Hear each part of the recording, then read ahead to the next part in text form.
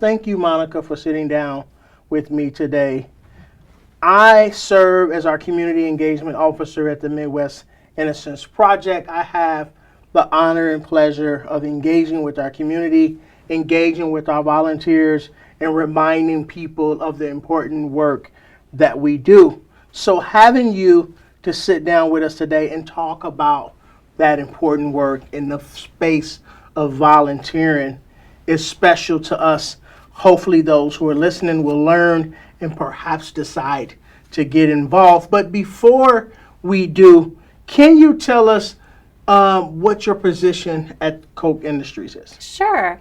My position, I'm an executive legal assistant with Koch Companies Public Sector, and I've been with the company for a total of 24 years. 24 years. 24 years. And have you been involved in any volunteer work prior to Koch Industries and their pro bono department? So I have been involved in volunteer activities pretty much all my life. Oh, wow. But most of it has been centered around local community involvement. So teaching Sunday school, Meals on Wheels, things of that nature. Never anything quite like this. Okay. Yeah. Okay. And what made you decide to get involved in something outside of yourself that wasn't your kids, it wasn't your family, it wasn't, like, what makes an individual want to get involved in any type of volunteer work? Can you speak to that? Yeah, so I got involved with Midwest Innocence Project about a year ago. Okay. Prior to that, though, I was a public policy specialist and worked in criminal justice reform. So without going too deep into the weeds, when we transitioned our criminal justice efforts over to the very capable folks at Stand Together, which is our nonprofit, and I moved into this role, I saw this opportunity as just being a really great way of keeping my big toe in the water, because I think if anybody works in this space, it kind of gets in your blood. So I was really blessed to actually take on a case with my boss, Ray Jeffroy, who's the vice president and general counsel of Koch Industries, and we worked on our case together, and we just finished it up actually about 2 weeks ago. Wow. Wow. So there may be something that can come out of that. Sometimes there is nothing that can come out of case screening. I want to take a minute to explain that to people who may be listening. We have to take a look. We have to take a look. And I just close my eyes and imagine, what if my case screener did not take a look? What if there was no case screener in my case at all? I would continue to be languishing in a maximum level 5 prison for a crime that I did not commit. So I get it. And I want other people to get and understand why it's so important to do the work in this space of wrongful convictions, and to highlight the work that you all are doing in this space for wrongful convictions. So I'm excited to hear that. Let me ask you this though. What have you found to be most rewarding in this space of volunteer and the work of innocence? Well, I think anytime you give of yourself to somebody else for whatever reason, whatever volunteer effort it is, it's always rewarding.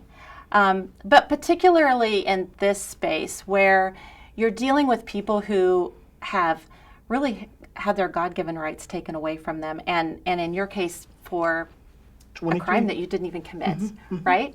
And so I think that it's just exciting to have that opportunity to hopefully we're able to help you return your life back to normal so that you can return to your homes and your families and your communities.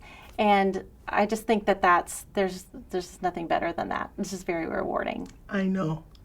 I could have said that answer myself if I wasn't asking the question myself, because it is me. It is me. I am the example. I am the result of what you're talking about. And it is not I as in me and me alone. It is I as in we. So many others who continue to languish in prison, waiting for their opportunity to regain their deserved and rightful freedom that you mentioned is so important. However, will they get that chance if not for Koch Industries, pro bono work, the Midwest Innocence Project, and many other organizations who is fighting to bring those innocent individuals home? And one of the things that you touched on, which is also important to mark, is criminal justice reform. This isn't just us talking about the space of wrongful convictions. That is inside. That is really a micro issue. The macro issue, or the standard topic, or the topic at hand, is really criminal justice reform. And then we start breaking down what that looks like, whether that's in a space of wrongful convictions, whether that's in a space of policy changes, whether that's in a space back of what policy changes that prevent wrongful convictions. All of these different type of things are so important, and they're voluminous. And so we have to have partners and individuals like yourself and others working hard to make sure that we change the course that we're on inside our criminal justice system. You all are doing that, not just in lip service, but in actions. I'm not aware of an organization or a club that has committed so much, that has invested so much, that has lent to the project, Innocence Project, so many volunteers, well qualified volunteers. That's huge. And it just reminds me, in my personal opinion, how Koch Industries, in many cases, has taken the lead in so many different areas in America, so many different industries. And I just feel like that I'm not surprised that you all continue to show up in spaces where to say, we're willing to take the lead, we find this important, and so should others. So I'm really proud to be a partner on behalf of the Midwest Innocence Project with Koch Industries. And you all, thank you so much, Monica. Well, thank you so much. But I'll tell you what, it's been so exciting to see, because we have so many of our panel firms, so many of our outside counsel, you know, the Wilson Sonsini's, the Barnes and Thornburgs, the Lathrop and Gages, that have come alongside us. There are so many other people that have gotten so excited about this effort. So it's just been, it just seems to be growing exponentially. And that's just really an exciting thing. It's not just us.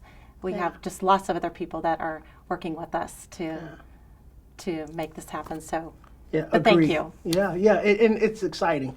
It's exciting. I am familiar with some of those other individuals as well, or those different entities she mentioned. I want to ask you this question, though. Before today, have you ever had the opportunity to meet an exoneree? So I have not. So you are my first. Wow. So thank you.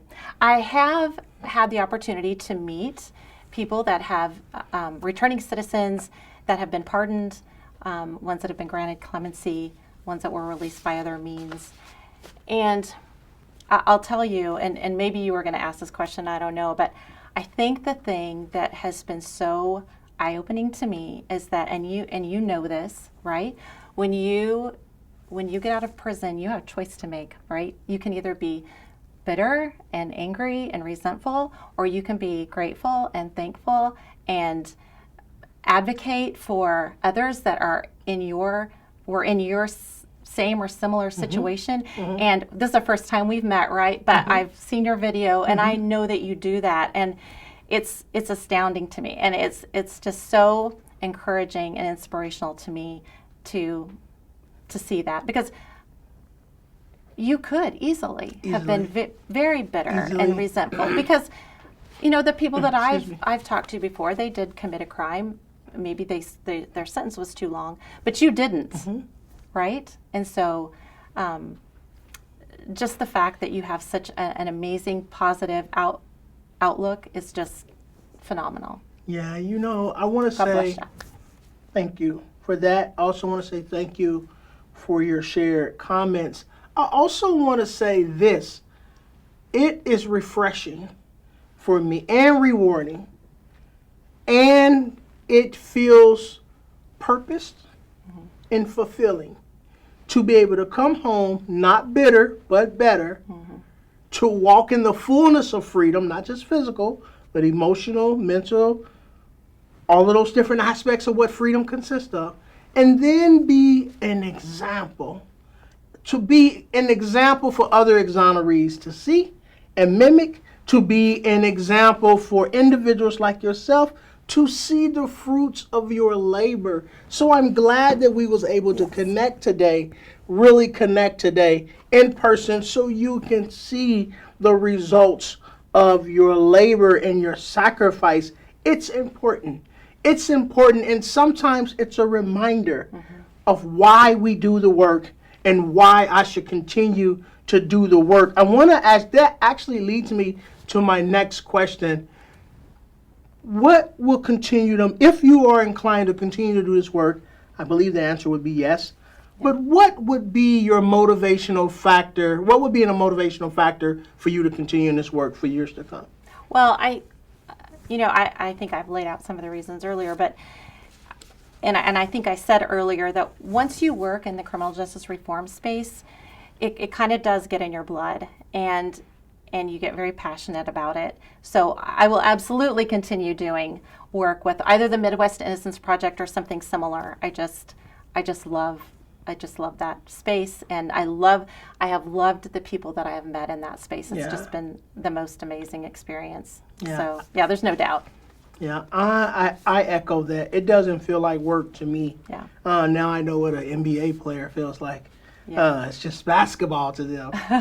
But we're so passionate about this work, and we want others to be as well. Monica, what would you say if you could look in the camera and there's somebody watching this interview today who might be interested in volunteer work? What would your message be to them? I would say, no doubt, take a chance, dive in. It is the most rewarding, interesting, challenging work that you will ever do. I mean, if there's an opportunity for you to gift back someone else's life to them by the work that you do with Midwest Innocence Project, why would you not want to do that? There's no price that you can put on that. I drove on my way down here. We drove in, and I stopped to get gas, and I was pumping the gas, and I began to tear up. I began to tear up because the ideal of freedom, even though I've been home 21 months, the ideal of freedom hit me all over again. That I was free, that I was pumping gas, that I was smelling gas, that I was able to get in a car and go. And when I got back in the car, I spoke with my wife. I said, we have to keep doing this work because I'm able to do it, but so many others are not. And until they are able to do it, those individuals deserving of their freedom, we must keep the light on, we must keep sounding the alarm, and we must continue to get involved with volunteering in the space of criminal justice reform, and particularly when it comes to the Midwest Innocence Project with help freeing innocent individuals. So thank you, Monica, so much. Thank you, Koch Industries, so much for taking the lead or being one of those individuals or companies who stepped up to take the lead. I want to give you the last word, though, Monica. Is there anything else that you would like to share? You know, there is. I was just thinking about this the other day. A few years back, we worked on the First Step Act, and Koch was very active in that. We had a lot of people that collaborated with us to get that legislation passed at the federal level. And it resulted in many people being able to be returned to their homes and their families and their communities. And it was just a monumentous occasion. We were so excited about it. We were so proud of it. But there were also a lot of people that said, you know, it's not really that big of a deal because in the grand scheme of things, there aren't really that many people that are getting released. And we always said, you know what, if you're one of those people, or if you are the family member of one of those people, it's a really big deal. And when I did my first MIP case this last year, I kind of was drawing some similarities because I thought it could be really easy for someone on the outside to look in and say, you know, this is good, but it's not really that big of a deal because in the grand scheme of things, there aren't that many people that are getting exonerated because, you know, not every case is going to rise to the top to result in an exoneration. And it's kind of like trying to find a needle in a haystack. But if you're that needle, then it's a really big deal. It's a big deal. And it's worth every second of the search. So I just say keep after it and don't get discouraged, because I know sometimes people can get discouraged if you want your case to be the one that's going to rise to the top, and they just don't all. But it allows, to your point, it allows Midwest Innocence Project to just focus on those ones that are very viable and more quickly, and allows people like you to come home more quickly. Yeah, agreed. And it is worth it. It is definitely worth it. Thank you so much, Monica Roth, for sitting down with me today on the behalf of the Midwest Innocence Project and Koch Industries pro bono work. We really appreciate the work, again, that you all do, and we look to continue to do that great work. Well, thank you very much, and we appreciate you, and I know that we haven't met, but I know God is going to do wonderful things in your life. And, I can speak about this all day long. Other people can speak about this all day long, and we do, and we will. But it's people like you that make the biggest impact. So personal testimony, personal experience, truly, it makes the biggest impact. So thank you for even being willing to come out and talk to other people about it, and we're so excited to have you tomorrow. Yeah, I know. So, thank you so much as well. Thank you. For that. Thank you so much. Thank you, Monica. All right. That's it, ladies and gentlemen. Ricky Kidd here with the Midwest Innocence Project, serving as our community engagement officer. I was able to sit down with Monica Roth, and we are excited to continue the conversation and the work that needs to be done to help free other innocent individuals. If you would like to become a volunteer and help out, please go visit today the Midwest Innocence Project at the MIP.org. Click Get Involved, and we will get you involved. Let's work together in helping bring other innocent individuals home. Until next time, take care and God bless.